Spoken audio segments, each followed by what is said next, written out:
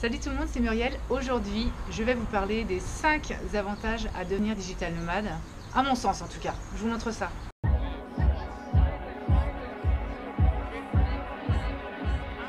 Être digital nomade, c'est prendre le temps de voyager tout en travaillant. Y aller en fonction de nos envies, de notre rythme. C'est prendre son temps. C'est découvrir les choses petit à petit. Si on a du travail une journée, on peut très bien aller faire une excursion le lendemain. On n'est plus obligé de se presser pour découvrir des endroits, des sites magnifiques, de rencontrer des gens. Ça devient du coup notre quotidien. Avoir cette liberté de pouvoir partir si on ne se sent pas bien dans un endroit, de rester plus longtemps si on en a envie. Il y a tellement d'offres sur internet maintenant, des offres d'hébergement qui pullulent à droite à gauche. On peut vraiment avoir ce choix-là et être digital nomade le permet vraiment.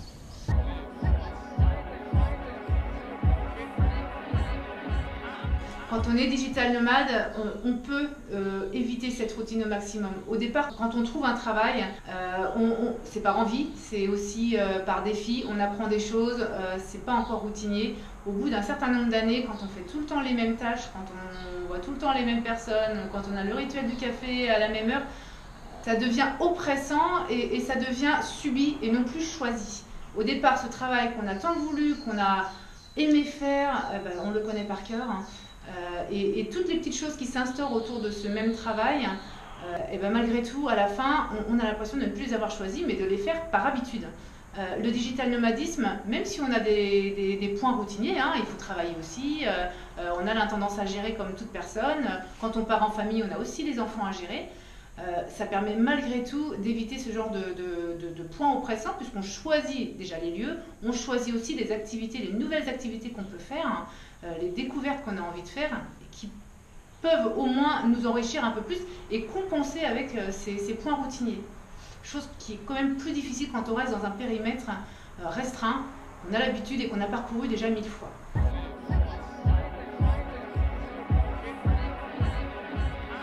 Faire de nouvelles rencontres. C'est évident qu'en voyageant, on a plus d'opportunités de faire des rencontres.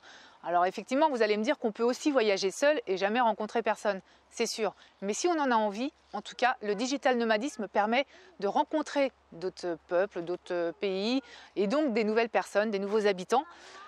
Et si on a envie, en tout cas, surtout si on a des enfants, c'est assez simple finalement de rencontrer des gens. C'est ce qui permet aussi de rencontrer et d'explorer d'autres communautés, d'autres groupes dans lesquels on ne faisait pas partie avant en restant sédentaire.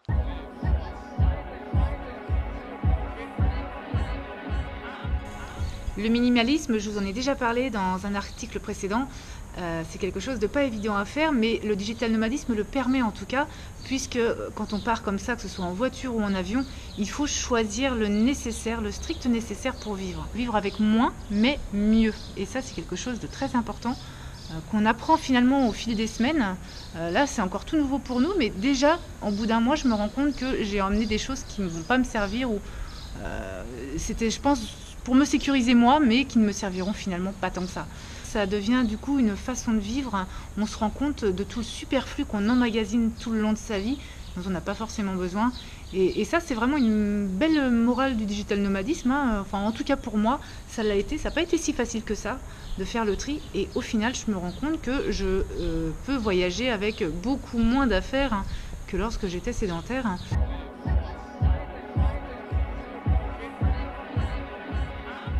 C'est de choisir son lieu de vie. Forcément, quand on connaît 100 lieux de vie différents, on peut plus se comparer que si on n'a qu'un seul lieu de vie dans toute sa vie. On a beaucoup moins de points de comparaison. D'un pays à l'autre, c'est tellement différent. C'est agréable de pouvoir se dire qu'on a connu telle ou telle ambiance, tel pays, telle façon de vivre, telle coutume. Et ce qui nous ressemble le plus, de pouvoir le choisir à la fin si on s'y sent bien, ou de revenir dans le pays initial quand il y a trop de manque, mais au moins de pouvoir faire le choix. Ça, c'est aussi important et c'est une des raisons de devenir digital nomade, c'est de choisir son lieu de vie. Tout au long des étapes, mais aussi à la fin, quand on a envie de couler ses vieux jours de retraite, de se dire, voilà, ce pays, j'ai eu un coup de cœur pour celui-là, j'aimerais trop y retourner. Voilà, ça peut permettre cela aussi. Voilà, j'espère que ces 5 avantages vous auront convaincu à sauter le pas et pourquoi pas devenir digital nomade comme nous, seul, en couple ou en famille. N'hésitez pas à nous contacter si vous avez des questions, des choses à nous dire, votre expérience à partager également. C'est toujours intéressant. très prochainement, je referai une vidéo qui concernera du coup les conditions à remplir pour devenir digital nomade. Allez, à bientôt!